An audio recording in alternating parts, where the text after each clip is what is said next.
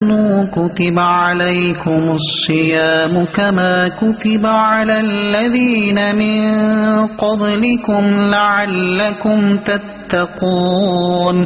ترجمہ: اے ایمان والو، تم پر روزے فرض کیے گئے جیسے تم سے پہلے لوگوں پر فرض کیے گئے تھے تاکہ تم پرہیزگار بن جاؤ۔ کتب علیکم الصیام، تم پر روزے فرض کیے گئے۔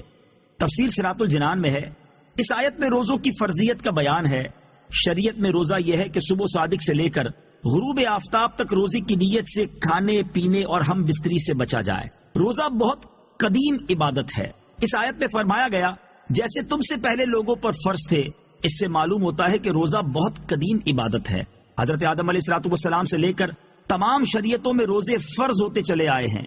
اگرچہ گزشتہ امتوں کے روزوں کے دن اور احکام ہم سے مختلف ہوتے تھے، یاد رہے کہ رمضان کے روزے 10 شعبان 2 ہجری میں فرض ہوئے تھے۔ روزے کا مقصد آیت کے آخر میں بتایا گیا کہ روزے کا مقصد تقویٰ و پرہیزگاری کا حصول ہے۔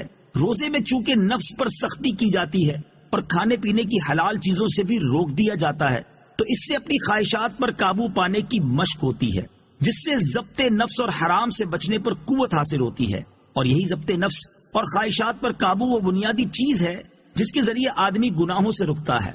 قرآن پاک میں ہے وَأَمَّا مَنْ خَافَ مَقَامَ رَبِّهِ وَنَهَى النَّفْسَ عَنِ الْهَوَىٰ فَإِنَّ الْجَنَّةَ هِيَ الْمَأْوَىٰ۔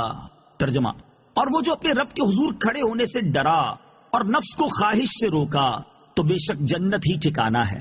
حضرت عبداللہ ابن مسعود رضی اللہ تعالی عنہ سے روایت ہے، رسول اللہ صلی اللہ تعالی علیہ وآلہ وسلم نے فرمایا، اے جوانوں، تم میں جو کوئی نکاح کی استطاعت رکھتا ہے وہ نکاح کرے، کہ یہ اجنبی عورت کی طرف نظر کرنے سے نگاہ کو روکنے والا ہے اور شرمگاہ کی حفاظت کرنے والا ہے، اور جس میں نکاح کی استطاعت نہیں وہ روزے رکھے کہ روزہ قاطع شہوت ہے۔